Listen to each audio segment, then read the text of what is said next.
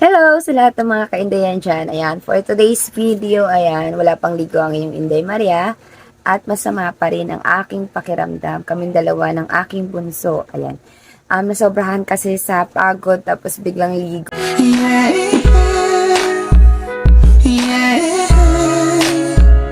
Ayun, nadali. Tapos, si Caleb naman, dahil nga uso talaga yung sakit-sakit, ubo sipon, ayun, nadali din, dalawa kami.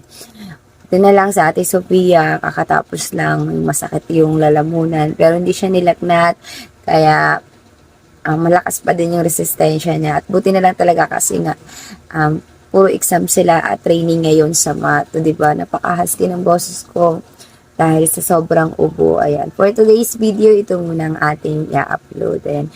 Ito nga pala ang aking bunso. Ayan. Ayan siya. Ganyan siya matulog kapag masama ang pakiramdam niya. Lagi siyang nakadapa.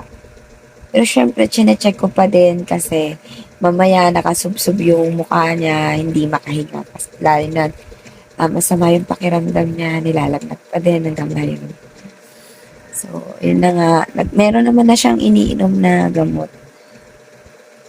Yan, medyo lang talaga. Di pa kaya mag content ang kung ng marami. Ayan. So, sobrahan kasi sa pinapawisan pa, tapos biglang naligo na, ayan. Kala ko, malakas yung katawan ko. Nadali, sa sobrang iniisip na makatipid sa tubig, like, sa ulan naglinis ng mga, kalupaan, ayan. Pero puti na lang talaga kasi nung mga nakaraang araw. Talagang grabe, pulang-pula yung mukha ko. Sobrang sakit ng ulo ko. Ngayon kasi medyo nakakaano na. Tsaka pinilit ko talaga maglaba. 2 days din ako naglaba. Wala kasi ibang maglalaba. Hindi naman kaya ni Ate Sophia. Siya lang yung nagpapaikot sa washing. Pero ako pa rin yung nagbabanlaw, nagda-dryer, tsaka nagsasampay. Hindi niya pa kasi kaya. Tsaka bata pa, masyado at masyado rin pagod, maraming ginagawa sa school. So, yun na nga, kailangan,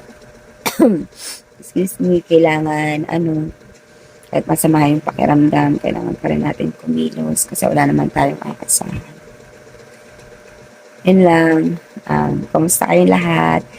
Sa mga nanonood ng mga reels ko, video ko, please follow, like, and share na rin po. Ayan.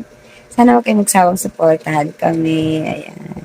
God bless po sa lahat. As sa mga nag-uumpisa pa lang po, maging isang content creator, huwag kayo ang panghinaan ng loob. Kasi dahil nga sa bagong update ni Daddy Meta sa atin, yun nga napansin ko, medyo bumaba yung mga views ng mga video, mga reels. Pero carry lang yan. Basta tuloy-tuloy lang natin. Kasi malay nyo, meron siyang pasabog bago pag-December. Baguhin na naman niya ulit yung rules. Pero basta huwag tayong panghinaan ng loob. Kasi wala naman kasi talagang madali para kumita ng pera, di ba? Wala talagang madali. Kailangan lang natin magtiyaga, maghintay. Tapos continuous lang sa ginagawa natin. Kasi malay natin, di ba? Paglipas na ilang taon, kahit papano, ay more earnings na rin tayo buwan-buwan. Basta sipagan lang natin yung pag-upload. So, thank you sa lahat ng mga nanonood ng aking mga video. Ayan. God bless po sa inyo.